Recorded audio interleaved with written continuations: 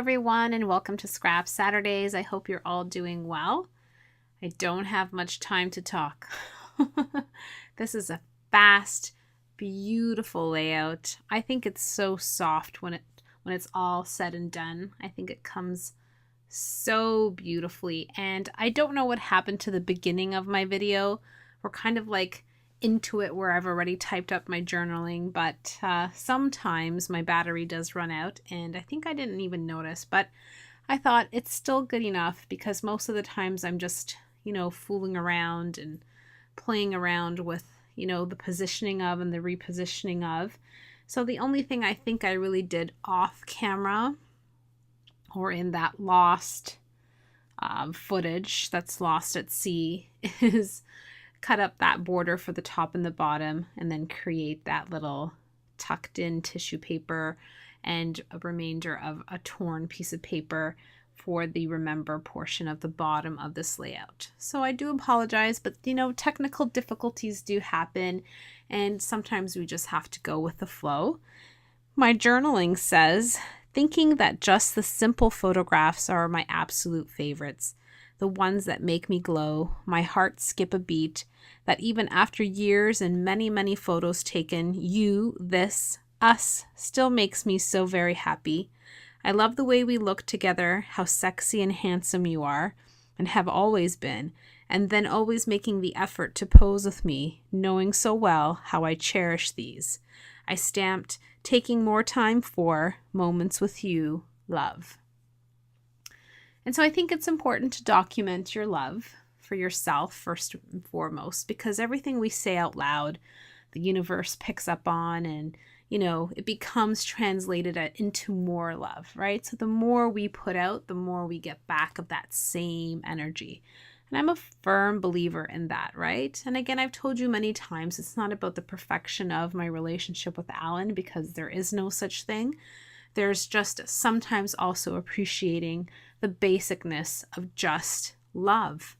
And, I'm talking about so much love, especially with my Felicity Jane stuff, because it's translating like the page, the background page. It's very wedding-ish to me. Here's my second oops moment where I remembered that I want to put in that pocket that I created with the cardstock from Felicity Jane. And then again, one of those Project Life type cards. And I love it because what you see is the roses peeking through. So it just kind of all flows, and the pinks, the baby soft pink, fluffy, peony type roses look so beautiful. And I just love it. I think all of it is so beautiful. And then again, this is my favorite place. Like when we do go out for dinner, this is the pier walk that we do as a family that we did quite a few times this summer. And I love the way the sun goes down on this pier. It makes it so glamorous. So the photograph, although it has shadows, but it is like this golden, beautiful sunset type photograph. And it's just so romantic. And I loved it. It was just so easy with these beautiful flowers. I mean, I keep thinking about how to position them because I don't want them to like overshadow each other. Like I want them to all be prominent, but that's not possible. So it's that cluster of two on this side, on the right hand side, that I kind of like, I don't know what I want to do with it, right? But in the end, I just freaking love this layout. It's easy. It was quick. Essentially, it really was. I mean, I'm missing some footage, but it was really good. And so again, my message is always, internal. It has to be internal in your house. It has to be internal with your partners. And I recently just met one of my longtime YouTube subscribers, whom now I describe as my friend, and it's Vicky. Hey, Vicky, how are you? And we had gone out to lunch, the bunch of us, and I'll talk about this in another video, but just to quickly mention that she was talking, we had an amazing talk, and she was mentioning about her partner and her husband. And she told us that, she was his person. And we had this, huge Oprah aha moment in that one sentence just captured us when she's like, I'm his person. And yes, we're aware that there's a lot of infidelities and, things that are going on in our own lives, within our own circle of friends and relatives and stuff like that. So I'd be lying to you if you haven't heard of anyone who's having an affair or something, which is horrible. It's so hard to describe that. But sometimes too, we have to take responsibility and we have to want to own what that means within our own relationship. And so for me, that means that I have to remind my husband, reminding myself in a roundabout way, how beautiful and sexy he is, how much he still makes my heart skip a beat, right? And reminding and showing my kids what love looks like, what love translates like to me, instead of always just picking on him. Because there's days when I'm annoyed, the shoes at the front door, etc., etc. And sometimes we can get too carried away in that. We can get too involved with the negativity, and then that's all we translate to, because then more negativity comes. Because when you're in a bad mood and you're holding on to a grudge because, dinner wasn't this and the kids and that and something else, and you weren't prepared and he should have told you and he should have known better, then you get stagnant in that because you fall out of practice of reminding each other about the love and the sexiness and the glowiness and all that stuff.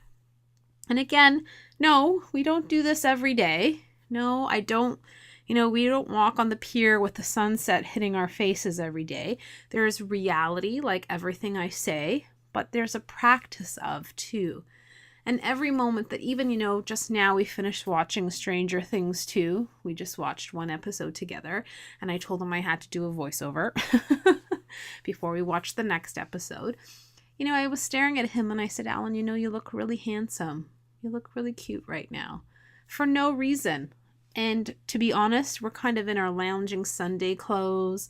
We've had a very busy weekend, and I could go on and on about how much he probably doesn't look cute, but he did. And I made a point in reminding him and telling him, and then in turn that ricocheted, because the love I gave out, it came right back to me, and he said, no, honey, it's you that's beautiful. So what I'm trying to say before the buzzer goes and I've run out of time, and I always want to make time for hugs and kisses at the end, is that it's a practice of, just like everything else I tell you, yes, if we practice more love internally in our own homes with our person that we promise to God to be faithful and kind and loving to, then it just snowballs into so much more love. So much more love. So thank you so much, guys, for joining me, for listening to me ramble on about all kinds of different kinds of love. I hope it translates for you. Be inspired.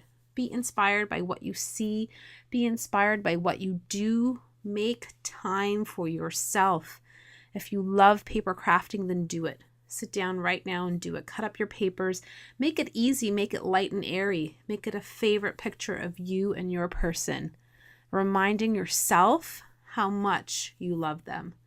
Great big hugs. Great big hugs. Take care of yourselves, and I will see you very, very soon.